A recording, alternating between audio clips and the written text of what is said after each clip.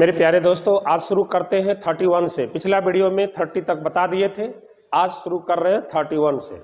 पहला क्वेश्चन है आज का कि 67 पर पावर 74 है, भाग देना है 68 से। 67 पर पावर 74 और भाग देना है 68 से। कहता है इसका शेषफल ज्ञात करें। शेषफल कैसे ज्ञात करते हैं? तो बेस में, इसके बेस में भाग देना है ये 68 से। 67 में सिर्फ भाग देना है 68 से। तो 67 में 68 से भाग देंगे, क्या होगा? 67 में 68 से भाग देंगे, क्या होगा? शेष होगा -1। शेष क्या होगा?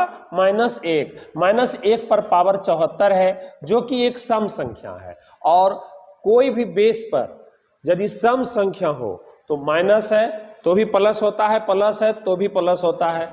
इसलिए -1 पर पावर 74 का वैल्यू 1 हो जाएगा, अर्थात इसका शेष 1 हो जाएगा। तो ऑप्शन नंबर 1 गलत हो गया, ऑप्शन नंबर बी गलत हो गया, ऑप्शन नंबर सी गलत हो गया, ऑप्शन नंबर डी गलत हो गया। आंसर क्या हो जाएगा? ऑप्शन नंबर ई। चलिए नेक्स्ट क्वेश्चन है। Next question 32। ये भी देखिए, 99 में 100 से भाग देना है। तो जब 99 में 100 से भाग देंगे तो इसमें शेष क्या बचेगा? इसमें भी शेष बचेगा -1।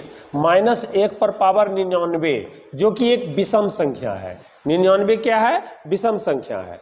और जब पावर विषम संख्या हो और बेस में माइनस हो तो ये माइनस ही रह जाता है। पावर में विषम संख्या हो और बेस में माइनस हो तो रिजल्ट माइनस ही होता है। 1 पर पावर 99 तो 1 ही होगा हमेशा, यानी 1 पर कुछ भी पावर हो वैल्यू क्या होता है? 1 ही होता है। इसलिए इसका शेष हो जाएगा -1। और फाइनल शेष कभी माइनस में नहीं होता, ये पता होना चाहिए, बता भी चुके हैं। फाइनल शेष कभी भी माइनस में नहीं होता है। तो यदि शेष माइनस में आ जाए तो भाजक में इस शेष को, माइनस वाला शेष को घटा लीजिए, प्लस बन जाएगा। अर्थात 100 में 1 को माइनस कर लेना है तो 99 होगा, यानी फाइनल शेष इसका 99 होगा। जो कि ये गलत हो गया, ये गलत हो गया, ये गलत हो गया, ये गलत हो गया, अर्थात 99, ऑप्शन नंबर ई। अगला क्वेश्चन है 12 पर पावर 17 जोड़ 23 पर पावर 29, भाग देना है 11 से। इसका भी शेष निकालना है। तो देखिए, जोड़ करके आपको शेष निकालना मुश्किल हो जाएगा, क्योंकि 12 को 17 बार हम गुना नहीं कर सकते हैं, 23 को 29 बार गुना नहीं कर सकते हैं। तो क्या करेंगे? अलग अलग भाग देके शेष निकालना है। तो 11 से 12 में भाग दे लीजिए। 12 में 11 से भाग देंगे, शेष होगा 1। 1 पर पावर 17 हो जाएगा ये, प्लस 23 में भाग देंगे 11 से। 23 में देना है, सिर्फ बेस में देना है। तो 23 में भाग देंगे 11 से तो 11 दूनी 22, शेष बचेगा 1। 1 पर पावर हो जाएगा 29 और तब भाग देना है अब 11 से। ये शेष हो गया। 1 पर पावर 17 क्या होगा? 1। फिर 1 पर पावर 29, 1 क्या हो गया? 2, जोड़ के 2। अब हम 2 में जब 11 से भाग देंगे तो 11 से छोटा होने के कारण, 11 से छोटा होने के कारण यही इसका शेष हो जाएगा, अर्थात आंसर 2 होगा, जो कि ऑप्शन नंबर ए में है। क्लियर? चलिए अगला क्वेश्चन है अगला क्वेश्चन है 7 पर पावर 49 जोड़ 3 को 6 से भाग देने पर शेष क्या बचेगा? तो देखिए मेरे प्यारे दोस्तों, यहां पर क्या है? यहां पर पावर नहीं है, लेकिन यहां पर पावर है। 7 में जब 6 से भाग देंगे तो शेष बचेगा 1। 1 पर पावर 19 1 ही होगा। और 3 में जब 6 से भाग देंगे तो 3 6 से छोटा है, 3 6 से छोटा है, इसलिए शेष इसका 3 ही रह जाएगा। तो दोनों को जोड़ने पर 4 हो जाएगा। ये भी 6 से छोटा है, इसलिए आंसर इसका 4 हो जाएगा, शेष इसका 4 हो जाएगा। ये हमेशा याद रखिए, यदि भाजक से शेष छोटा हो तो उसका शेष वही संख्या हो जाता है ना। यदि संख्या भाजक से छोटा हो, यदि संख्या भाजक से छोटा हो तो वही संख्या उसका शेष हो जाता है। तो 4 ही इसका शेष हो जाएगा, जो कि ऑप्शन नंबर डी में है। अब आगे है अगला क्वेश्चन 3 पर पावर 37 भाग देना है 5 से। देखिए, ये 3 में जब आप 5 से भाग दीजिएगा, 3 में जब 5 से भाग दीजिएगा तो 5 से छोटा है, या तो इसका शेष 3 होगा या माइनस में यदि हम करते हैं तो माइनस में -2 होगा। यदि -2 भी लेते हैं वो भी 2 पर पावर 37 होगा, वो भी कैलकुलेशन मुश्किल है। और 3 यदि लेते हैं तो वो भी मुश्किल है। तो क्या रास्ता अपनावें? तो याद रखिए, पहले भी बताए हुए हैं, ये ऐसे क्वेश्चन को याद रखिए। यदि किसी अभाज्य संख्या से भाग दे रहे हैं, यदि किसी अभाज्य संख्या से भाग दे रहे हैं तो एक कम करके पावर में भाग दे लीजिए, एक कम करके। यदि अभाज्य संख्या है तो एक कम करके पावर में भाग दे करके जो शेष आएगा उसी शेष को पावर के जगह पर रखना है। यानी 37 में किससे भाग देंगे? 4 से। शेष कितना बचेगा? शेष 4 से 37 में भाग देंगे, 4 नमा 36, शेष बचेगा 1। तो हम लिखेंगे 3 पर पावर 1। 1 कहां से आया? 37 में 4 से भाग, 4 कहां से आया? 5 से 1 कम करके, 5 से 1 कम करके भाग दिए मेरे प्यारे दोस्तों, क्योंकि ये अभाज्य संख्या है और जब भी किसी अभाज्य संख्या से भाग देना होगा शेष निकालने के लिए तो 1 कम करके भाग देंगे ताकि पावर छोटा हो जाए। तो पावर छोटा हो चुका है, 1 आ गया है शेष, तो इसीलिए पावर 1 हो गया। 3 पर पावर 1 का वैल्यू क्या होता है? 3 ही होता है, यानी शेष आपका 3 ही हो जाएगा, जो कि ऑप्शन नंबर ए में है, ऑप्शन नंबर ए। क्लियर? आगे है 19 पर पावर 5 प्लस 21 पर पावर 5, किससे विभक्त है? ये विभक्त वाला क्वेश्चन है। तो ये कैसे बनेगा, इसको बताने से पहले एक बार आप लोग जोरदार तरीके से लाइक कर दीजिए और शेयर भी कर दीजिए, और साथ साथ जो अभी तक सब्सक्राइब नहीं किए हैं सब्सक्राइब भी कर दीजिए। चलिए आगे देखिए, अब कैसे हम विभाजित करेंगे इसको? 19 को 5 बार गुना करके नहीं, तो इसको हम तब किस तरह से विभाजित करेंगे? पावर समान है। देखिए ये थ्योरम पर है, ये आपका थ्योरम है। क्या थ्योरम है? पावर यदि समान है, पावर यदि समान है तो ये रूल है a पर पावर n प्लस b पर पावर n, यानी पावर यदि समान है और जोड़ है तो ये जोड़ करके ये डिवाइड होता है, ये जोड़ करके डिवाइड होता है वो उसका पूरा मान। तो जोड़ के कितना आएगा इसमें? 19 प्लस 21, जोड़ के आ जाएगा 9 1 10 2 1 40, यानी ये जो संख्या है 40 से विभक्त होगा। ये जो 19 पर पावर 5 प्लस 21 पर पावर 5 जब कैलकुलेशन करेंगे वो 40 से विभक्त होगा। यदि ऑप्शन में 40 नहीं है तो 40 को काटने वाला आपका आंसर होगा। 40 यदि ऑप्शन में नहीं है तो 40 को जो काटेगा वो आंसर होगा। तो देखते हैं 40 को कौन काटेगा। 20 से 40 कटेगा, हाँ ये सही है। 10 से 40 कटेगा, हाँ ये भी सही है। ऐसे क्वेश्चन में आपको यदि एक ऑप्शन मिल गया तो आपको आंसर नहीं देना है, क्योंकि आपका एक ऑप्शन है। देखिए उपरोक्त में से कोई दो, ये ऑप्शन है, तो धोखा खा जाएंगे। जैसे मिलेगा 20 काट देगा, 20 आंसर दे दिए, ए नंबर दीजिएगा, गलत हो जाएगा, क्योंकि दो भी आंसर हो सकता है। तो ये दो ऑप्शन है, ए भी है और बी भी है, इसलिए इसका आंसर ना तो ए होगा ना बी होगा, इसका आंसर ई होगा। क्लियर? अब है फिर से एक बार, निम्नलिखित में से कौन 23 पर पावर 10 माइनस 1024 को पूर्ण रूप से विभाजित नहीं करेगा?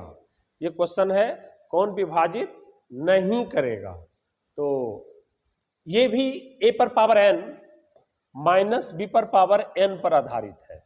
तो इसका मतलब है कि इसको हमको पावर के रूप में बनाना होगा। तो याद होना चाहिए कि क्या हम 1024 को कैसे लिख सकते हैं। तो 23 पर पावर 10 दिया हुआ है और माइनस 2 पर पावर 10 होता है। मेरे प्यारे दोस्तों, आपको यदि स्पीड करना है, फास्ट बनाना है, तो निश्चित रूप से पावर याद रखिए, स्क्वायर क्यूब के साथ साथ पावर को याद रखिए, ताकि देखकर जैसे देखिए 1024 आपको याद आ जाना चाहिए। ये तो 2 पर पावर 10 होता है, तभी पता चलेगा कि 10 ऊपर पावर समान है। ऐसे पता ही नहीं चलेगा क्या करें नहीं करें, तो इसको 10 बार आप गुना नहीं कर सकते हैं, है ना, तो जिसके कारण की समस्या बढ़ जाएगा। तो पावर याद रखिए कि 2 पर पावर 1, 2 पर पावर 2, 2 पर पावर 3, 2 पर पावर फिर 3 पर पावर 1, 3 पर पावर 2, ये पावर याद रखिए। तभी हम कह सकते हैं कि 2 पर पावर 10 1024 होता है। अब हो गया पावर समान। अब इसमें कंडीशन क्या है, पावर सम संख्या है, इसमें पावर सम संख्या और रिलेशन माइनस का है। यदि पावर सम संख्या हो और रिलेशन माइनस का हो तो ये a प्लस बी से भी डिवाइड होता है और a माइनस बी से भी डिवाइड होता है।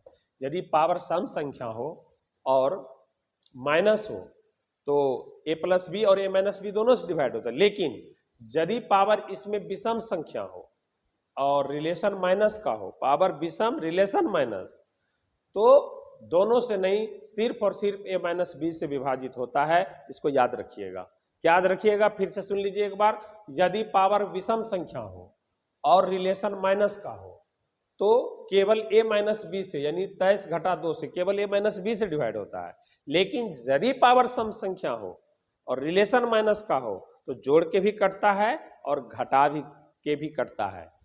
तो क्या होगा, जोड़ने से होगा 23 और 2 25, 23 जोड़ 2, 23 2 ये 25 से भी डिवाइड होगा और 23 घटा 2 ये 21 से भी विभाजित होगा, यानी 25 भी आंसर होगा, 21 भी आंसर होगा।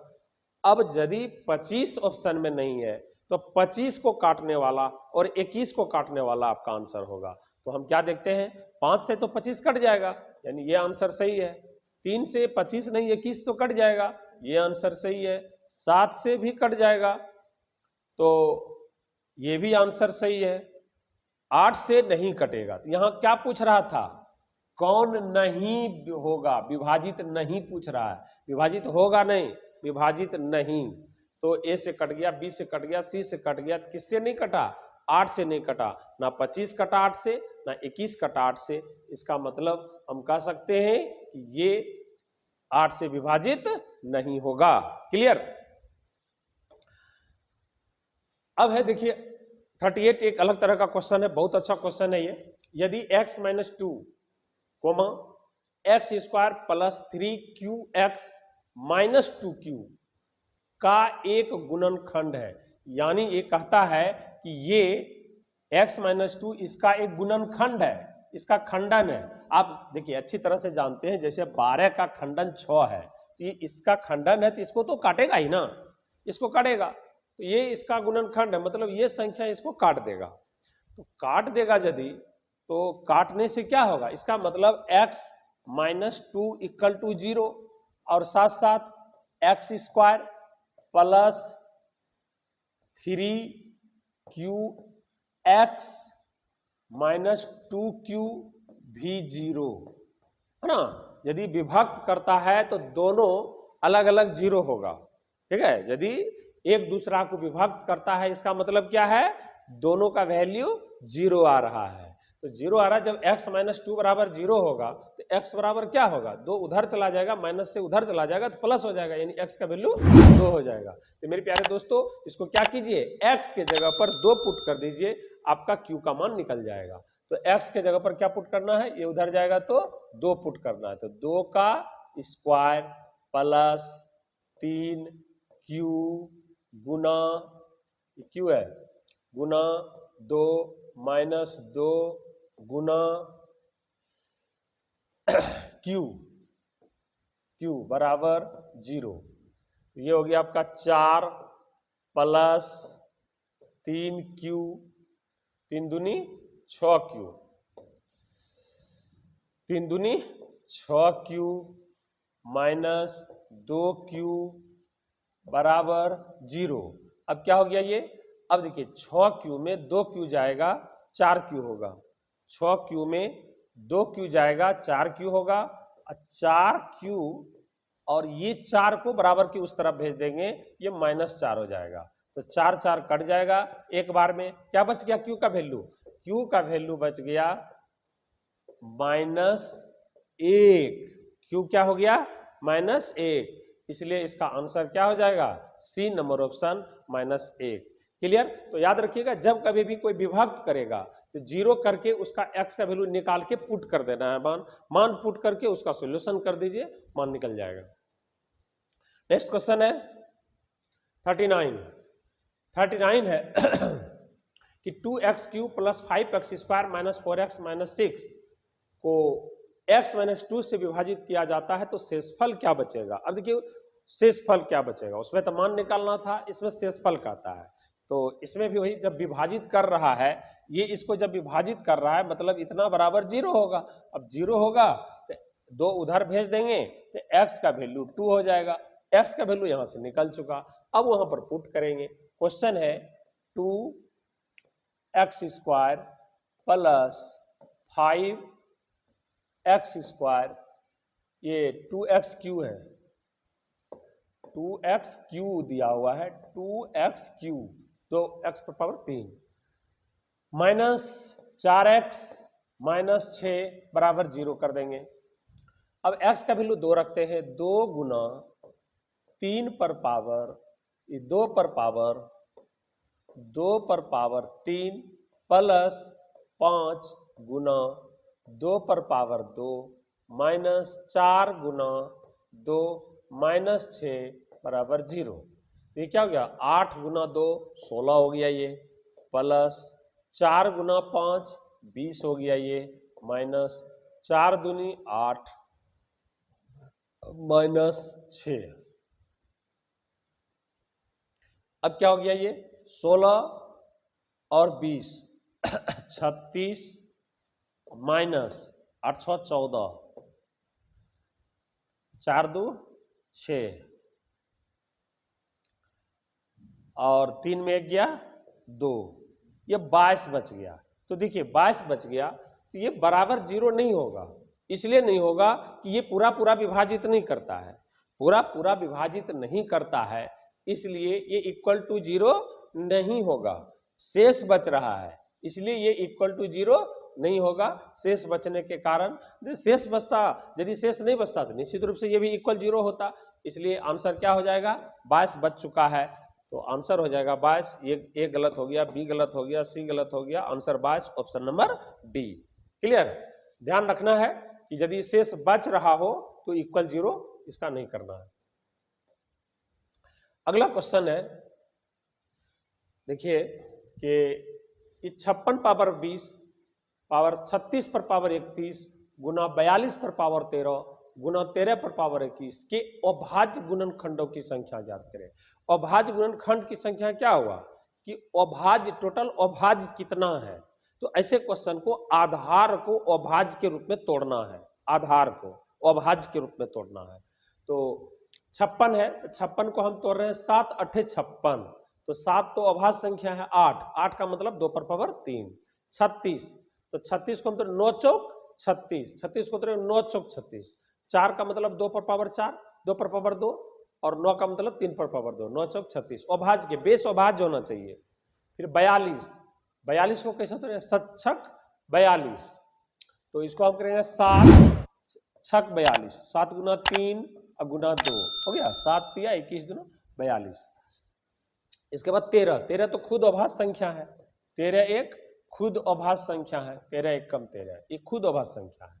अब टोटल काउंटिंग कर लेंगे सब मिला करके कि 2 कितना है, 3 कितना है, 7 कितना है, 13 की जो भी अलग अलग संख्या उसका क्वांटिटी कितना है। तो हम लेते हैं 2 पर पावर क्या हुआ, 3 गो यहाँ है, 2 3 गो यहाँ है, 2 गो यहाँ है, 3 2 5 5 5 5 1 यहाँ है, 5 1 6, तो पावर देंगे 2 पर पावर 6। इसके बाद 3 2 गो यहाँ है, 1 यहाँ है, तो दोनों मिला के 3 पर पावर 3 हो गया, गुना। अब 7 1 यहाँ है, 1 यहाँ है, 7 पर पावर 2 हो गया, 13 एगो है, 13 एगो है, 13 एगो लिख दिए, 13 पर पावर 1। अब क्या करना है, यहीं पर ध्यान देना है। ये जब अभाज्य के रूप में तोड़ देंगे तो सभी पावर में 1 जोड़कर सब पावर को गुना करना है, सभी पावर में 1 जोड़ के सब पावर को गुना करना। यहां गुणनखंडों की संख्या पूछे या अच्छा अभाज्य गुणनखंड की संख्या, सॉरी ये जोड़ना नहीं है, ये 1 नहीं जोड़ना है इसमें। वो यदि आपको अभाज्य यहां नहीं देगा, यदि पूछ देगा गुणनखंडों की संख्या, तब आपको पावर में 1 जोड़ के तब पावर सबको गुना करना है। गुणनखंड की संख्या पूछता है तब, ये अभाज्य गुणनखंड की संख्या पूछता है, मतलब टोटल कितना अभाज्य है, तो सिर्फ और सिर्फ पावर को जोड़ना है। मतलब 2 कितना है तो 6 गो है, 3 कितना है तो 3 गो है, 7 कितना है तो 2 गो है, 13 कितना है तो 1 गो है। ये टोटल क्वांटिटी जोड़ देना है। लेकिन एक क्वेश्चन इसी में आता है गुणनखंडों की संख्या या भाजक की संख्या, मतलब इसको काटने वाला कुल कितना है। तब आपको क्या करना है, तब इस तरह से तोड़ करके पावर में एक जोड़ करके सब पावर को गुना करना है। तो यहां तो सिर्फ अभाज्य गुणनखंड कहता है, दोनों में अंतर है, ध्यान देना है। 6 जोड़ 2 की संख्या 6, 3 की संख्या 3 और 7 की संख्या 2, 13 की संख्या 1, टोटल क्वांटिटी 6 3 9 2 11 1 12, ये टोटल संख्या हो गया 12। अभाज्य गुणनखंड की संख्या कितना हो गया 12, इसलिए इसमें आंसर क्या हो जाएगा, ऑप्शन नंबर ई। अभाज्य गुणनखंडों की संख्या हो जाएगा ऑप्शन नंबर ई। क्लियर। तो यहां ध्यान देने की बात है, कंफ्यूज नहीं होना है। यहां एक पूछता है अभाज्य गुणनखंड कितना है और दूसरा पूछता है सिर्फ गुणनखंड। सिर्फ गुणनखंड का मतलब अभाज्य भाज्य सारा जो भी इसको काट सकता है वो हो गया गुणनखंडों की संख्या या भाजक की संख्या। तो इसका आंसर हो जाएगा ऑप्शन नंबर ई, जो कि होगा 12। 6 3 9 2 11 1 12। चलिए अगला क्वेश्चन है, इतना के गुणनखंडों की संख्या ज्ञात करिए। ये है गुणनखंडों की संख्या, ये अभाज्य नहीं है, ये है गुणनखंडों की संख्या। इसमें वो काम करना है जो अभी हम बताए कि पावर में एक जोड़ के सब पावर को गुना करना है। तो 108 डबल जीरो है, इसका खंडन कर लीजिए, कितना 2 कितना 5 कितना कौन संख्या है, खंडन कर लेंगे। तो 2 से भाग देते हैं, 2 पचे 10, 2 चौक 8, 0, 2 2 दूनी 4, 2 सती 14, 0। जो मौखिक हो जाएगा तो हो जाएगा, जो बड़ा डिजिट रहेगा उसको खंडन करना है। 2 2 1 कम 2, 2 तिया 6, 2 पचे 10, 0, 2 2 छक 12, 2 सती 14, 2 पचे 10।